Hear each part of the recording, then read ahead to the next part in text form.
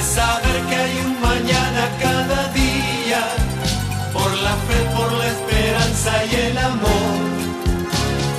¿Cómo no creer en Dios si me ha dado los hijos y la vida? Cuando salía Jesús al camino, se le acercó alguien corriendo, se arrodilló y le preguntó: Maestro, ¿qué haré para heredar la vida eterna? Jesús le dijo: ¿por qué me llamas bueno? No hay nadie bueno más que Dios. Ya sabes los mandamientos: no matarás, no cometerás adulterio, no robarás, no darás falso testimonio, no estafarás, honra a tu padre y a tu madre. Él le dijo: Maestro, todo eso lo he cumplido. Jesús le dijo: una cosa te falta, anda, vende lo que tienes, dale el dinero a los pobres, así tendrás un tesoro en el cielo, y luego sígueme. Evangelio según San Marcos, capítulo 10, versos 17 al 27. La pobreza es el modelo de vida presentado por Jesús de Nazaret. Notas amables a la palabra de Dios. Hoy lunes 28 de mayo, año 2018. Entre las varias posibilidades que presenta Jesús de Nazaret, según su predicación del reino de Dios, para poder alcanzar la vida eterna, para cumplir con la relación con Dios y con los demás, para identificarse como un verdadero discípulo y un verdadero creyente, cómo seguir a Jesús de Nazaret. Y ese es como el gran reto para cada persona: cómo logro seguir a Jesús de Nazaret y cómo logro identificarme con Él. Una de las respuestas que el Evangelio da se llama la pobreza.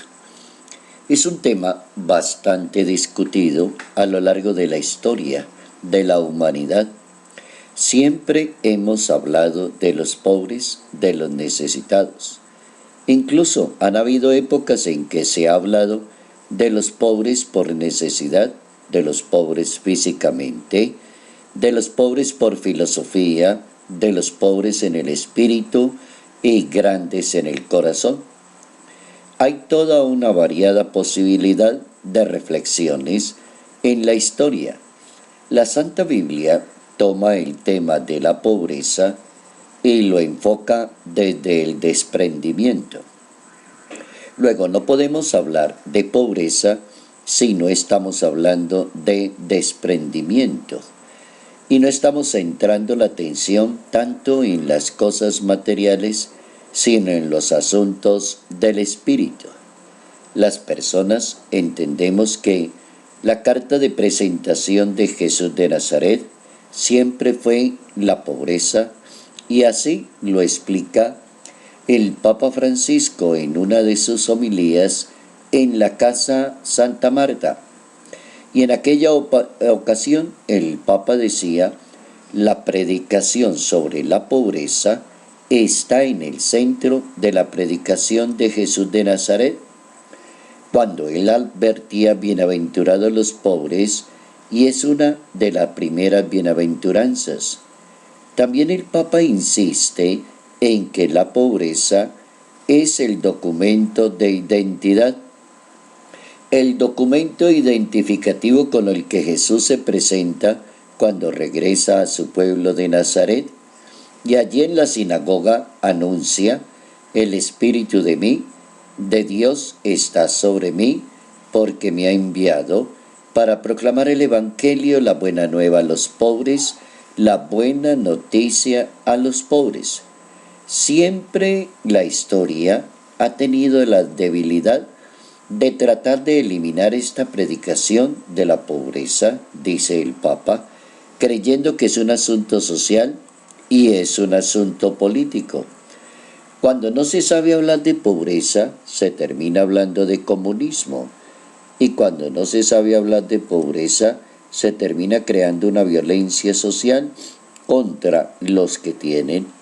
Y cuando la Biblia habla de la pobreza, está hablando de desprendimiento, de no aferrarse a las cosas materiales, de no depender esencialmente de ellas, de no colocarlas por encima del valor de las personas, de la dignidad, de la necesidad de las demás personas.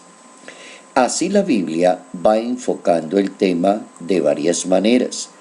Por ejemplo, una base fundamental en la Santa Biblia es el libro de los Hechos de los Apóstoles en el capítulo 2, a partir del verso 22, la recomendación, cómo vivían las primeras comunidades que comenzaron a seguir a Jesús de Nazaret, cómo vivían las personas que recibieron el bautismo, se organizaron como iglesia, comían el pan, partían el pan y compartían entre ellos.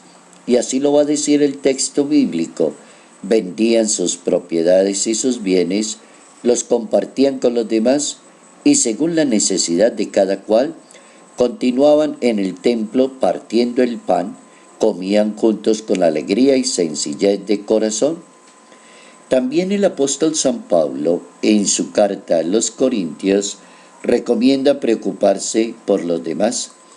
Cuando hay sentido de la pobreza, alcanzamos a sentir la necesidad de los demás. Y dice el apóstol en su primera carta a los Corintios, en ese capítulo 16, versos 1 al 3, en cuanto a la colecta en favor de los santos, hagan ustedes también lo mismo. Cada primer día de la semana, cada uno de ustedes reserve en su casa lo que haya podido ahorrar, de manera de que no se hagan las colectas cuando llegue yo. Cuando me haya allí, enviaré a los que hayan considerado dignos, acompañados, para que lleven vuestra caridad. Lo sigue advirtiendo San Pablo en su segunda carta a los Corintios, capítulo 8, recomendando especialmente el ayudar a los demás.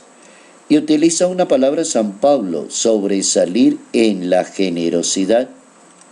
La persona que se acostumbra a ser pobre se convierte en una persona muy generosa.